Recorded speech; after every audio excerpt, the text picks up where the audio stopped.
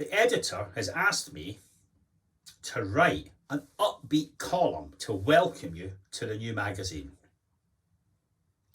Well, he's come to the wrong man, hasn't he? There is no situation our politicians cannot make worse. I watched the Mars show this week. Hancock was on. He told us to behave as if we already had COVID in order to limit the spread. But unfortunately, there he was in a boiling hot studio with other people all around him. The ideal conditions to spread the pox.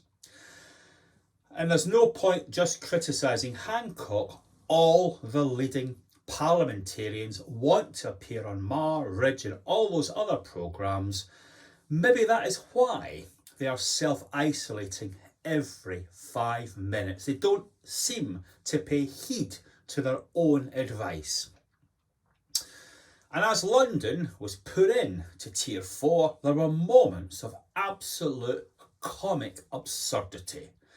There's a cafe at the end of my road. It was forced to close. But do you know what they did instead? It became the film set for actors slurping away at cups of latte. It's Islington after all. There are more actors than real people. And perhaps I find myself in a never-ending Truman Show. Walking further into town, you go past Bloomsbury. There's a magnificent, as you would expect in Camden, Waitrose, and outside there's a queue of hundreds of people trying to get in.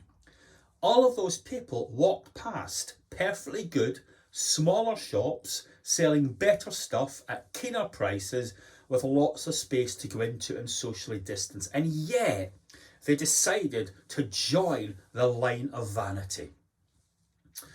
That poses huge questions about our middle classes. Some of them are key decision makers and I don't think they've got it. It was certainly the cause for some pessimism. The one bright spot last year, well, one of the bright spots was I helped to judge our Housing Next Generation competition, and those people were fantastic. They had the grit, the intelligence, the energy to take on anything in the world, and I do hope our future leaders are a touch better than the ones they are replacing. And they have a task in their hands. We've got a debt of wartime proportions, and the government's got 2 ways to go. It could, as it's done in the past, cut housing to the bone and just watch it wither on the vine. Alternatively, it could take advantage of low interest rates and invest substantially in housing to prime the economy. Which way will they go? Well, Grenfell hasn't helped. The new build standards fiasco hasn't helped. Our next generation of leaders have got to put the best foot forward. We will only get investment in housing if they like the cut of their jib. So there is cause for optimism. Young guns, go for it.